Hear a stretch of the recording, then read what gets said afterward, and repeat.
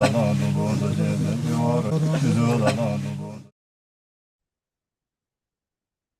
everybody. Alan Arnette here with another podcast and a blog on alanarnette.com. It is Friday, October the 25th, 2024, and this is a continuation of the podcast series, The Seven Summits. Today, we're going to be talking about Mount Elbrus in Russia, which is the highest in Europe.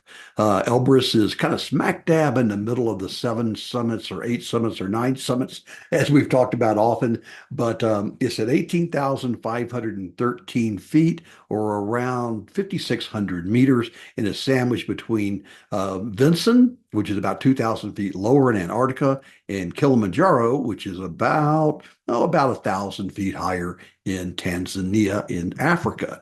But today we're going to focus on Russia, the highest mountain there, Mount Elbrus. So, it's actually an active volcano. There's dual peaks to it. The east peak is at 18,442, and the western summit is at 18,500. So, what is that? About 100. Oh, about, no, I'm sorry, about 80 feet difference between the two. And when you look at it driving in, especially from the north side, which is where I went, it is just spectacularly. It just stands out right out in the middle of the plains there, and it's just absolutely beautiful. It's actually in the Caucasus Main Range. On the European border with Asia in southern Russia, and it lies between the Black and the Caspian Seas. It was first summited in 1829 by a Russian army team, which is no surprise, and an English team summited the eastern summit, the lower of the two, in 1874. You climb it in the summertime, in northern hemisphere summertime, from May to September. It's a relatively short climb compared to the rest of the seven summits. I guess it could be done in a day, but most people take around 3 or 4 days to do it, but definitely no more than a week for taking on one of the two normal routes, the south and the north route. We'll talk about that in more detail. The way you get there, though, is a little bit challenging. You've got to fly into Moscow and to take another short flight over to Mineral Vodi. And from there, you get to go by car to a little town called Sergotsk. I'm sure I butchered that. Anyway, from there, you typically spend the night, get over jet lag, and then the next day you drive 4 or 5 hours to Elbrus proper. And again, it depends upon which side you're going to be climbing on. When I climbed it, it ends up that there were some issues going on, and I was actually on Denali as part of my seven summits, and I got a message from Phil Urschler at International Mountain Guides, and Phil, being the fantastic human being that he is, he said, "Hey, look, Alan, sorry to tell you this, but we've got to cancel our expedition to Elbrus this year because Georgian separatists snipers are shooting the tourists at the Elbrus ski resort." Well, that's not good for business. So, but Phil, knowing how important it was for the seven summits for me and raising money for Alzheimer's, Phil had actually joined me for the first of my seven summits down in Antarctica at Mount Vinson. And actually, it was his last time to go there. So I was really grateful for all of his support. And he didn't let me down this time. He actually found another company for me. It actually was a friend of his that he had been working with for years in Russia. And they brought me on at the very, very last minute. So I was able to rushed through getting my visa with help from IMG, and that was a miracle itself, getting my visa, because they lost my passport. The post office lost my passport. The passport arrived, the envelope arrived, and the passport was not in it. So I had to cancel my passport, get another one, overnight it to the travel agency who took it to the Russian embassy in Seattle. And anyway, by hook and crook, we ended up getting me a visa, and I was able to get on an airplane and fly to Moscow. So, half the time for these trips, it's not the climb that's the issue. It's just getting there and getting all the paperwork done. You do need a lot of paperwork done, though, and that's the reason that most people will go through some type of a guide, more often than not a local guide company or someone like an IMG that has great connections in Russia, climbing the seven summits, Mike Hamill, International Madison Mountaineering, Adventure Consultants, all the main companies around the world take trips there when it's safe. Right now in 2024, with the Ukraine war going on, the U.S. State Department has issued a very, very strong warning to Americans: do not go to Russia for any reason. However, I just spoke with a summit coach client last week that he just joined on, and a couple of months ago, he actually did go and he summited Elbrus with a Russian company. So I guess, if you want to take the risk, then you can do it. But nonetheless, you need to have a visa to get into Russia. And also you need to have an invitation letter from the guide company that says, this is the reason that you're going to be there. All this can take weeks or it can take months. So if you're going to go there, better factor in that time. In terms of climbing it, once you get there, it's actually a fairly straightforward climb. Again, a couple of different ways to do it, but the climb is nothing like Denali with its physicality, or Carson's Pyramid, like we discussed last week, with its technical climbing, or Everest with the extreme altitude. The standard route on Elbrus is in the Baskin Valley approach. It's a technically easy climb, but it's really all about the weather. It can be very, very deadly, and 15 to 30 people die on Elbrus each year. Typically is from unpreparedness, or they got surprised by the weather or inexperience. So it ends up being tragic in that case. But there are thousands upon thousands of people that summit Elbrus each year. It's often used as a holiday for Russians to go down to Elbrus, to the ski resort, that area in the summertime as a holiday.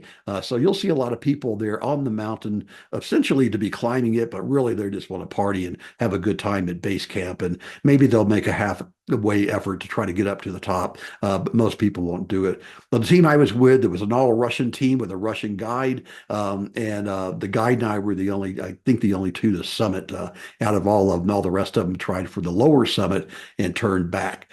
It was great though. Daniel was the Russian guide. That was the name that he gave. He spoke very, very little English, and so I was trying to communicate with him, telling him how important this was at Seven Summits, that I was in the midst of doing this. And I held up my 5 fingers or 7 fingers and said seven, and he instantly understood. And he kind of took me under his arm, and then we climbed, just the two of us, to the summit. Perhaps with another person, I can't really remember now. But anyway, basically, we were able to do it, and the rest of them went with another guide to the lower summit, and none of them summited, but we were able to nab the very top of Elbrus. And all along the way, though, we had to stop about every hour or so for Daniel to take a smoke break.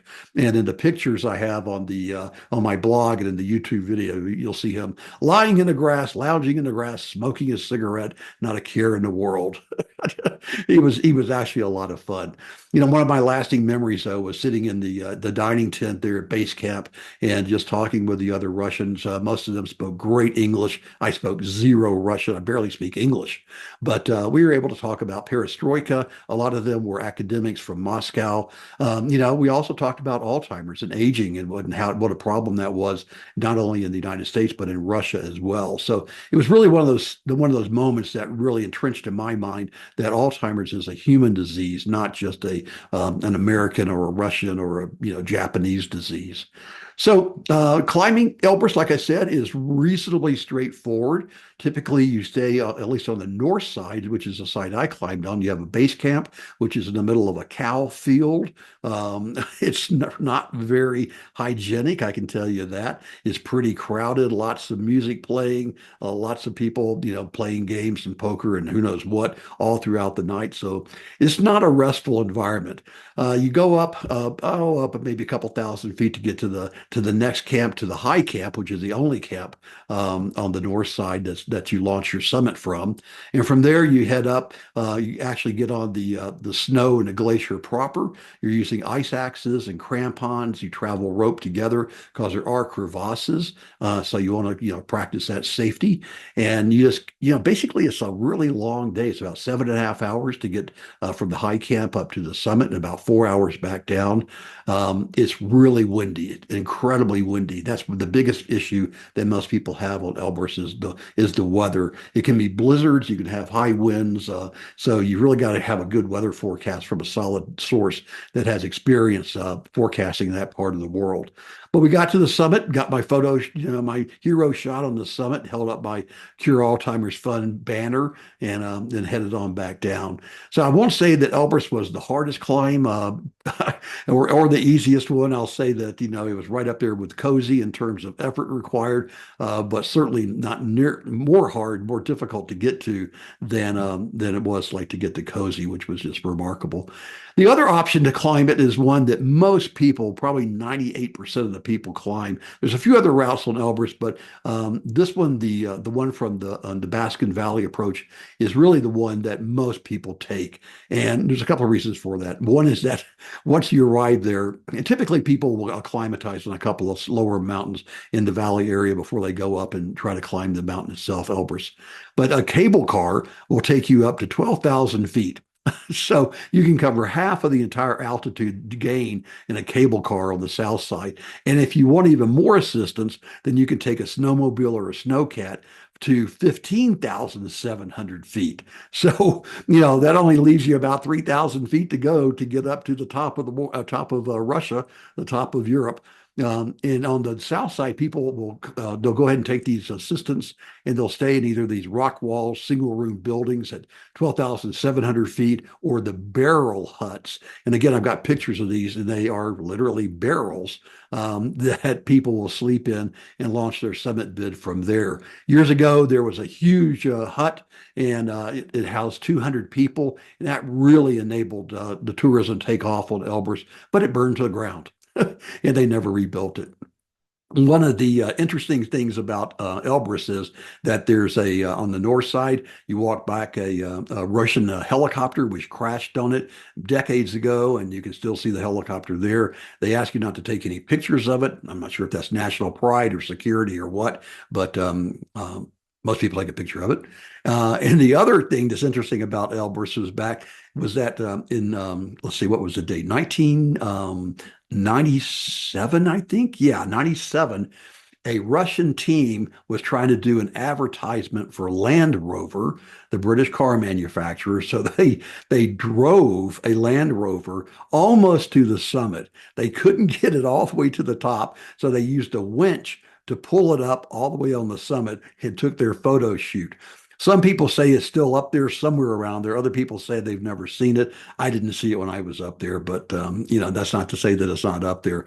But what a crazy story. I think that Elbrus stands out amongst the seven summits as being the only one that's ever had a vehicle drive to the very top of it.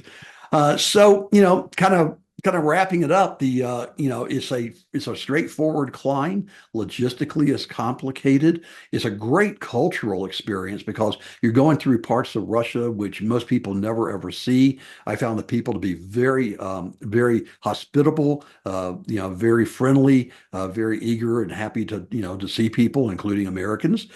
So it was really, really good from a global perspective to be able to experience that part of the world. So that's Mount Elbrus and our Seven Summits tour.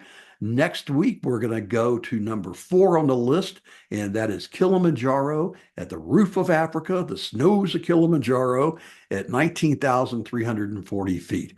I hope you're enjoying this series. I'm enjoying going back and reliving the memories and doing a little more research and updating things to find out what's really going on these days. So climb on. This is Alan, and remember, memories are everything.